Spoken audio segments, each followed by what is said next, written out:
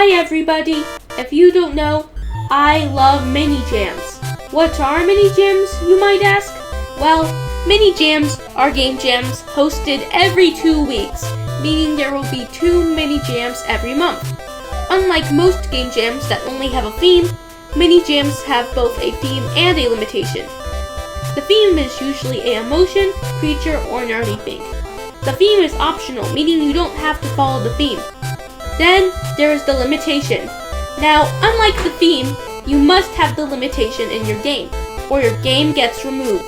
Limitations include, cannot take place on Earth, only 3 colors on your sprite, or you control the bad guy, just to name a few. I have made 3 different games for different mini jams. Link is in the description below to play all those games. Now, the GMTK Game Jam 2021 is around the corner, and I really want to improve my game jam skills. So why not enter another mini jam?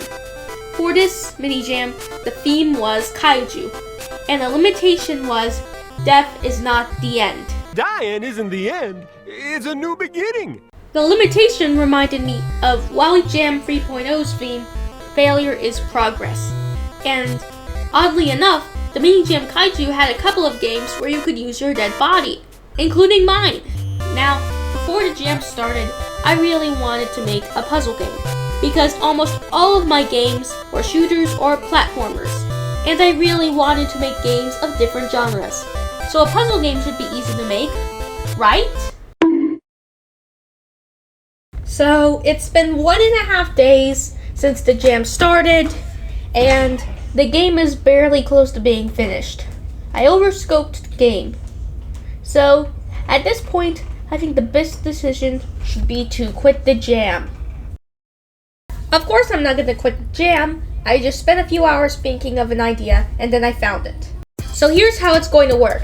You control a hexagon on an island of hexagons. That's original, right?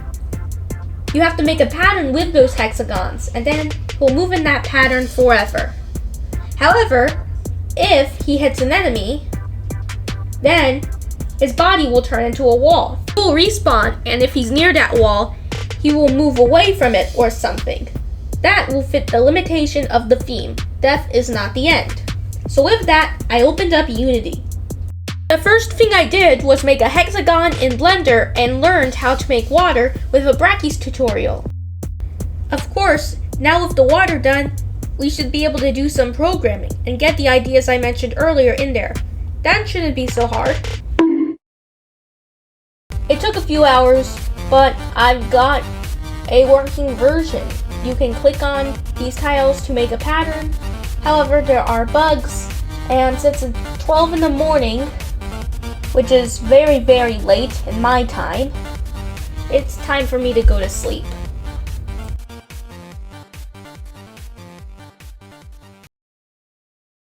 With a short amount of time till the deadline, I started off a day by fixing a bug. Then, I made a beautiful flag in Blender and checked if the player was on the flag.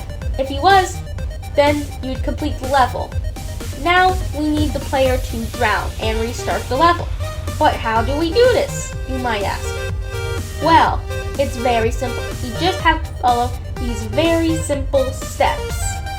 Water drop in Blender, particles, programming, sound and animation.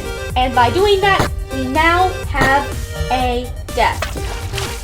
I also changed the color of the player character so he's more recognizable than the red tiles you're not supposed to click. Also, in order to spawn a body platform, you have to drown, as there will be no enemies in the game. I made this decision as it's easier and fits the theme of the game. By theme, I mean the aesthetics, not the actual theme of the game jam. To make it easier for players to understand the pattern mechanic, I made these arrows in Illustrator. I then did some more programming, and here we go. We now have arrows. And with the main mechanics down, I decided to do some polishing stuff, like level design, sounds and music, play testing, title and instructions, and more. After that, I made a build and submitted the game to the jam. I then made some promotional art for the game, and that's it. going to talk about the aftermath of the game. There are 4 things that I really think players will be unhappy about.